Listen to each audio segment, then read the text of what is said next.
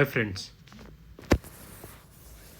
तो आज हम करने वाले हैं प्रोस्पेक्टस का एमसीक्यू इम्पॉर्टेंट पार्ट 1। इसमें 10 एमसीक्यू कराऊंगा, फिर इसके नेक्स्ट क्लास में will be doing another 20 MCQs.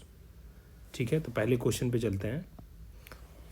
तो पहला क्वेश्चन है, what means a memorandum containing such salient features of a prospectus as may be specified by SEBI by making regulations in this behalf. First option is deemed prospectus, B is prospectus, C is information memorandum and D is abridged prospectus. तो इसका correct answer हो जाएगा abridged prospectus, that is D। ठीक है, तो एक memorandum which contains salient features of a prospectus is known as abridged prospectus, जो prospectus को abridge करता है। ठीक है, तो इसका आंसर है D, abridged prospectus. So let's move to the next question. Any notice, circular, advertisement or other document inviting offers from dash for the subscription or purchase of any securities of dash shall be a prospectus. अब ये एक important question है। ये section 270 इस चीज़ को define करता है। Section 2 subsection 70 इस चीज़ को डिफाइन करता है।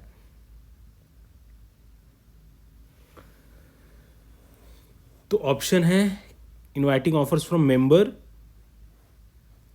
For the purchase of securities of company, या फिर फ्रॉम मेंबर्स और अ बॉडी कॉर्पोरेट, या फिर पब्लिक कंपनी, या फिर public a body corporate.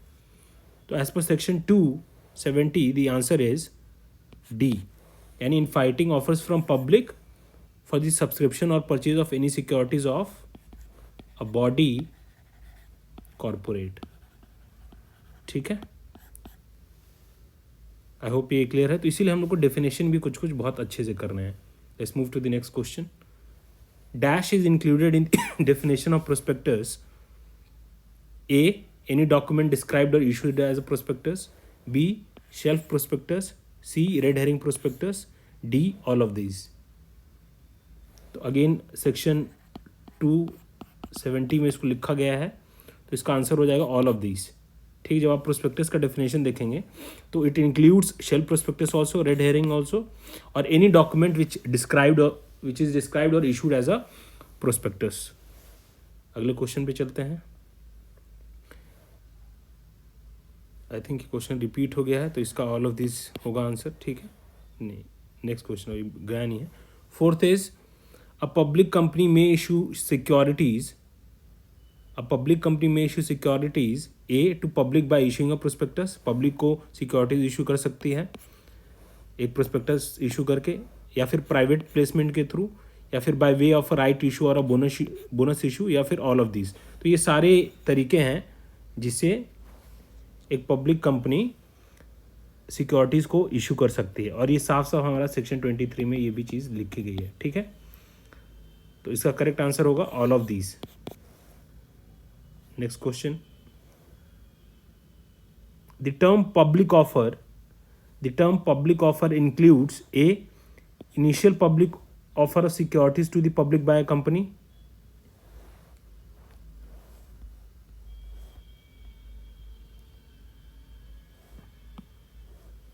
B, further public issue of securities to the public by a company, C, an offer for sale of securities to the public by an existing shareholder through issue of prospectus. इसका भी correct answer होगा all of these. तो ये सारे चीज़ें आपके public offer के definition में आती हैं। ठीक है, चाहे वो इनिशियल पब्लिक ऑफर हो, या फॉर एफपीओ हो, या फिर कोई ऑफर फॉर सेल हो, ये सारे के सारे पब्लिक ऑफर के डेफिनेशन में आते हैं। Let's move to next question. This is an important question, इसको ध्यान से कीजिएगा। Unless contrary is proved it shall be presume that allotment और agreement to allot the securities was made with a view to the securities being offered for sale to the public if it is shown that the offer for sale to the public was made within dash of allotment or agreement to allot। मतलब कितने time में आपको ये offer for sale to the public कर देना है agreement के बाद, ठीक है, करेक्ट है। It shall be presumed that allotment or agreement to allot the securities was made with a view to the securities being offered for sale to the public if it is shown that the offer of sale to public was made in, मतलब आप कितने time में offer for cell कर रहे हैं of allotment और agreement to allot. This is a important question. तो इसका आंसर है 6 months। इसका आंसर है 6 months, ठीक है। This is also written in section 25। Next question, statement 1 बोलता है in case of a deemed prospectus the prospectus shall contain the net consideration received or to be received by the company in respect of the securities to which the offer relates. Statement 2, in case of deemed prospectus the prospectus shall contain the time and place for inspection of contract whereunder the securities have been allotted or to be allotted। ये inspection की बात करता है और पहला वाला statement आपकी net consideration की बात करता है, ठीक है। तो दोनों की दोनों ही जो स्टेटमेंट है आपकी सेक्शन 25 में लिखा हुआ है रेड विथ सेक्शन 26, तो आपके दोनों स्टेटमेंट करेक्ट हो जाते हैं, ठीक है। तो आंसर इसका है C. 8th, no prospectus shall be valid if it is issued more than dash after the date on which a copy thereof is delivered to the registrar. No prospectus shall be valid, इतने दिन में मतलब आपको एक बार आपने registrar को deliver कर दिया उतने दिन तक उस प्रोस्पेक्टस की वैलिडिटी रहेगी, वो है 90 days। रजिस्ट्रार को डिलीवरी करने के बाद 90 days तक उस प्रोस्पेक्टस की आपकी वैलिडिटी बनी रहेगी, ठीक है। And this is clearly mention in section 26। Let's go to the next question. No prospectus shall be issued by or on behalf of a company unless on or before the date of its publication there have been delivered to the registrar for registration a copy of the prospectus signed by every person। मतलब कौन कौन sign करेगा, ठीक है। Registrar को delivery करने से पहले कंपनी के बिहाफ पे कौन कौन उस प्रोस्पेक्टस को साइन करेगा।